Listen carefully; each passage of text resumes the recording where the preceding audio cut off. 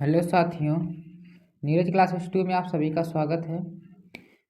पढ़ते हैं 13 नवंबर 2023 का करंट अफेयर। देखिए इसमें पहला प्रश्न क्या दिया है। हाल ही में राष्ट्रीय शिक्षा दिवस कब मनाया गया? तो 10 नवंबर को मनाया गया, 11 नवंबर को, कि 9 नवंबर को, कि इनमें से कोई नहीं। तो 21 तारीख को मनाया गया है, तो 11 नवंबर को। ऑप्शन बी इसका राइट आंसर सही है। इसके बाद आगे पढ़ते हैं। 1 नवंबर से 10 नवंबर के बीच में क्या क्या मनाया जाता है। 1 नवंबर को विश्व शाकाहार दिवस मनाया जाता है। 2 नवंबर को पत्रकारों के खिलाफ अपराधों के लिए दंड समाप्त करने हेतु अंतर्राष्ट्रीय दिवस। 3 नवंबर को विश्व जेलीफिश दिवस, अंतर्राष्ट्रीय बायो रिजर्व दिवस मनाया जाता है। और 5 नवंबर को विश्व सुनामी जागरूकता दिवस मनाया जाता है। 6 नवंबर को युद्ध और सशक्त संघर्ष में पर्यावरण के शोषण को रोकने के लिए अंतर्राष्ट्रीय दिवस मनाया जाता है। 7 नवंबर को राष्ट्रीय कैंसर जागरूकता दिवस। और 8 नवंबर को विश्व रेडियोग्राफी दिवस। 9 नवंबर को राष्ट्रीय कानूनी सेवा दिवस मनाया जाता है। और 10 नवंबर को शांति और विकास के लिए विश्व विज्ञान दिवस मनाया जाता है। इसके बाद आगे पढ़ेंगे अगला प्रश्न।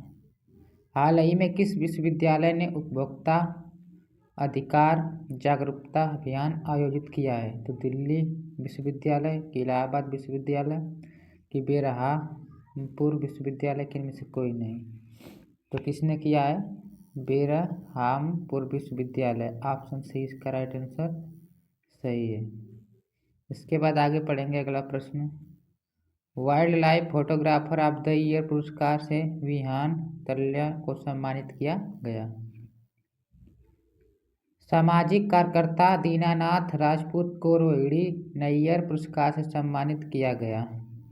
8वीं बार बैलेंस डी और पुरस्कार लियोन मेसी ने जीता है। सर्वश्रेष्ठ फिल्म का राष्ट्रीय फिल्म पुरस्कार रॉकेटरी दी नाबी इनफैक्ट ने जीता है।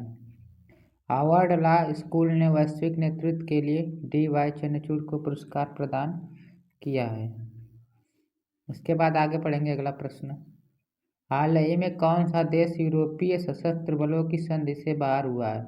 तो फ्रांस हुआ है, रूस, न्यूजीलैंड, इनमें से कोई नहीं। तो कौन हुआ है? रूस। ऑप्शन बी इसका राइट आंसर सही है। इसके बाद आगे पढ़ेंगे अगला प्रश्न। भारत ने रूस से S-400 मिसाइल स्क्वाड्रन खरीदे हैं।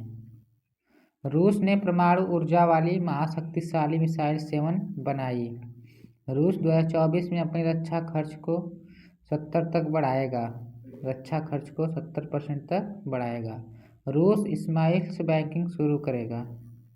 रूस का लूना 25 अंतरिक्ष यात्रा चंद्रमा से टकराकर दुर्घटनाग्रस्त हो गया। इसके बाद आगे पढ़ेंगे अगला प्रश्न। हाल ही में भारत और किस देश के बीच 5वीं 2+2 वार्ता आयोजित हुई है? तो इटली के बीच हुई है, जर्मनी के बीच, कि नहीं अमेरिका के बीच, कि इनमें से कोई नहीं। तो किसके बीच हुई है? अमेरिका के। ऑप्शन सी इसका राइट आंसर सही है। इसके बाद आगे पढ़ते हैं अमेरिका और भारत के बीच में। श्री सोमनाथ ट्रस्ट के अध्यक्ष के रूप में नरेंद्र मोदी को चुना गया है। आरबीआई के नए कार्यकारी निदेशक के रूप में मनोरंजन मिश्रा को नियुक्त किया। सीबीआई ने संयुक्त निदेशक के रूप में प्रवीण मधुकर को नियुक्त किया है। सशस्त्र बल न्यायाधिकरण के अध्यक्ष के रूप में राजेंद्र मेमन को नियुक्त किया गया। WHO ने अपने टीबी सलाहकार समूह में सारंग देव को नियुक्त किया। इसके बाद आगे बढ़ेंगे अगला प्रश्न। हाल ही में सरकार ने दिव्यांग कर्जदारों के लिए ब्याज दर में कितने % छूट का ऐलान किया है? तो 0.5%, कि 1%, कि 0.8%, कि इनमें से कोई नहीं। तो कितना? 1% का छूट का ऐलान किया है। ऑप्शन बी इसका राइट आंसर सही है। इसके बाद आगे पढ़ेंगे अगला प्रश्न। फिनटेक यूनिकॉर्न के मामले में यूएसए शीर्ष पर रहा है। भारत के बाहर डॉक्टर भीमराव अम्बेडकर की सबसे बड़ी प्रतिमा का अनावरण मैरीलैंड कोस्ट में अमेरिका अमेरिका में किया गया है। इसके बाद भारत के बाहर दुनिया के सबसे बड़े हिंदू मंदिर का उद्घाटन न्यू जर्सी में किया जाएगा। अमेरिका के आधिकारिक रूप से 3 सितंबर को सनातन धर्म दिवस घोषित किया गया।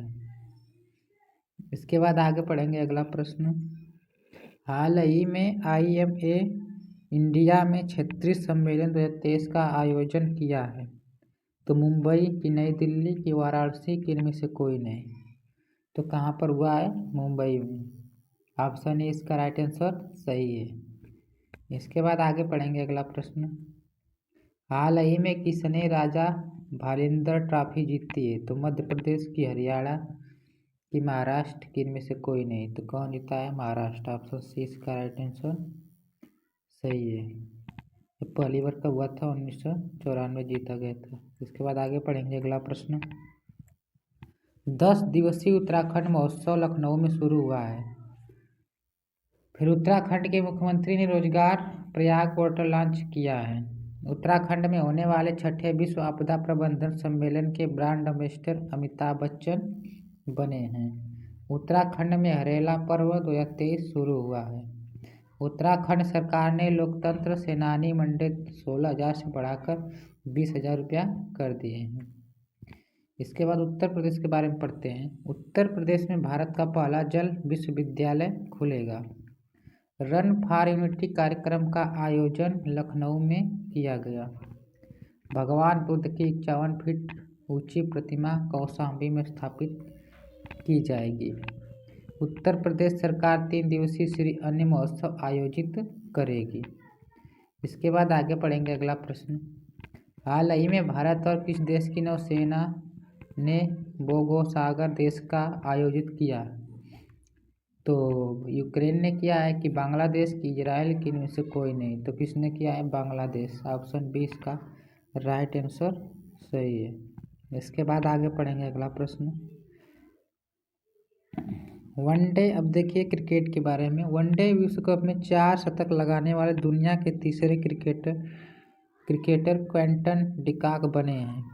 वनडे विश्व कप में भारत के सर्वाधिक विकेट लेने वाले गेंदबाज मोहम्मद शमी बने हैं। क्रिकेट से जुड़े बेसबॉल शब्द को कॉलिंग डिक्शनरी में जोड़ा गया। वनडे क्रिकेट में सबसे तेज 100 विकेट लेने वाले गेंदबाज शाहिन अफरीदी बने हैं। अंतर्राष्ट्रीय क्रिकेट में 18,000 रन पूरा करने वाले पांचवें खिलाड़ी रोहित शर्मा बने हैं। इसके बाद आगे पढ़ेंगे अगला प्रश्न। हाल ही में किस राज्य सरकार ने 17 से अधिक प्रक्रियाओं के लिए एकीकृत सॉफ्टवेयर विकास शुरू किया है? तो केरल की, उड़ीसा की, उत्तर प्रदेश की, इनमें से कोई नहीं। तो किसने शुरू किया है? उत्तर प्रदेश। ऑप्शन सी इसका राइट आंसर सही है। इसके बाद आगे पढ़ेंगे अगला प्रश्न। हाल ही में किस देश के लग्जरी ब्रांड बियोनी ने भारतीय बाजार में प्रवेश लिया है? तो जापान, इटली, उत्तर प्रदेश की, इनमें से कोई नहीं। तो कहाँ लिया है? उत्तर प्रदेश। ऑप्शन सी इसका राइट आंसर सही है। इसके बाद आगे पढ़ेंगे अगला प्रश्न। हाल ही में किस राज्य के कैबिनेट ने ड्रोन प्रचलन सुरक्षा नीति 2023 को मंजूरी दी है? तो केरल की, उत्तराखंड की, उत्तर प्रदेश की, इनमें से कोई नहीं। तो अभी किसको दिया गया है? तो उत्तर प्रदेश को। ऑप्शन सी इसका राइट आंसर सही है। इसके बाद आगे पढ़ेंगे अगला प्रश्न।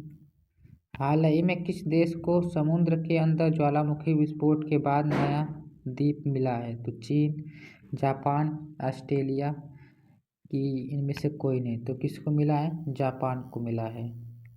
तो ऑप्शन बी इसका राइट आंसर सही है। इसके बाद आगे पढ़ेंगे अगला प्रश्न। अब देखिए केरल के बारे में। केरल में पेरुमल उत्सव मनाया गया। केरल धार्मिक पर्यटन को बढ़ावा देने के लिए बहुभाषी माइक्रोसॉफ्ट लॉन्च करेगा। प्रतिष्ठित केरल ज्योति पुरस्कार के लिए टी पद्मनाभन को चुना गया है।